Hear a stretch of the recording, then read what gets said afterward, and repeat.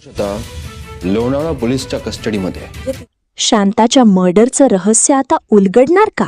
संतोषचा धक्कादायक स्केच समोर आलाय आणि दुसरीकडे जेलमधून पळून जाण्याचा मोठा प्लॅन.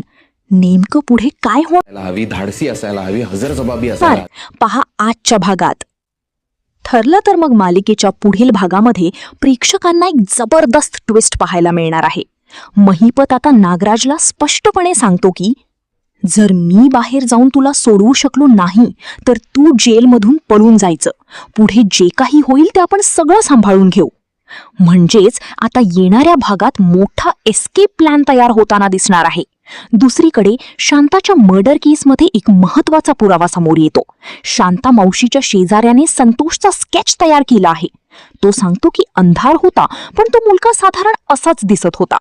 या स्केचमुळे आता पोलिसांना संतोषचा चेहरा समजतो आणि त्यामुळेच संशय अधिक गडद होतो की शांताच्या खुनामागे संतोषचा हात असू शकतो. म्हणूनच पोलीस आता संतोषचा शोध अधिक वेगाने घेऊ लागतात आणि तपासाला नवं वळण मिळतं. इकडे अर्जुन सायली आणि चैतन्याला सांगतो की संतोष सध्या लोणावळा पोलिसांच्या कस्टडीमध्ये आहे. पण इथे एक मोठा ट्विस्ट येतो. संतोष प्रियाला ओळखत नाही. म्हणूनच सगळे मिळून असा प्लॅन. तर सुरुवात होते महिपत आणि नागराज यांच्या संभाषणापासून.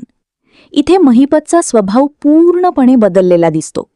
तो आता कुठल्याही थराला जायला तयार झालेला आहे. तो नागराजला स्पष्ट शब्दात सांगतो, जर मी बाहेर जाऊन तुला सोडवू शकलो नाही तर तू स्वतः जेलमधून पळून जायचं. पुढे जे काही होईल ते आपण सगळं सांभाळून घेऊ. हा संवाद ऐकल्यावर एक गोष्ट स्पष्ट होते की आता पुढील भागात जेल ब्रेकचा एक मोठा आणि धोकादायक प्लॅन राबवला जाणार आहे. महिपत फक्त बोलत नाहीये तर तो यासाठी आधीपासून तयारी करत असल्याचंही संकेत मिळत आहेत. जेलमधून पळून जाणं म्हणजे काही सोपी गोष्ट नाही. त्यासाठी लागणारी माणसं, वेळ, प्लॅनिंग आणि योग्य संधी, हे सगळं महिपत कसं जमवणार हा प्रश्न प्रेक्षकांच्या मनात निर्माण होतो. पण महिपतचा आत्मविश्वास पाहता असं वाटतं की त्याने काहीतरी मोठं आधीच ठरवलेलं आहे. नागराज सुद्धा सुरुवातीला थोडा घाबरलेला दिसतो, पण महिपत त्याला धीर देतो आणि सांगतो की आपण एकत्र आहोत, त्यामुळे काहीही होऊ शकतं. यामुळे आता या दोघांची जोडी पुढील भागात काय धमाका करणार आहे हे पाहणं खूपच इंटरेस्टिंग ठरणार आहे. दुसरीकडे शांताच्या मर्डर केसमध्ये एक मोठा ब्रेक थ्रू मिळतो. आतापर्यंत ही केस पूर्णपणे गूढ होती. कोणताही ठोस पुरावा नव्हता. पण आता अचानक एक महत्वाचा पुरावा समोर येतो, संतोषचा स्केच. शांता मावशीच्या शेजाऱ्याने पोलिसांना सांगितलेलं वर्णन लक्षात घेऊन हा स्केच तयार करण्यात आलेला आहे. तो शेजारी सांगतो की त्या रात्री खूप अंधार होता. मला चेहरा स्पष्ट दिसला नाही, पण जो मुलगा होता तो साधारण असा दिसत होता. हा स्केच समोर आल्यानंतर संपूर्ण तपासाला नवं वळण मिळतं. कारण आतापर्यंत संतोष फक्त संशयित होता, पण आता त्याचा चेहरा पोलिसांसमोर येतो. पोलीस आता अधिक खात्रीने त्याचा शोध घेऊ शकतात.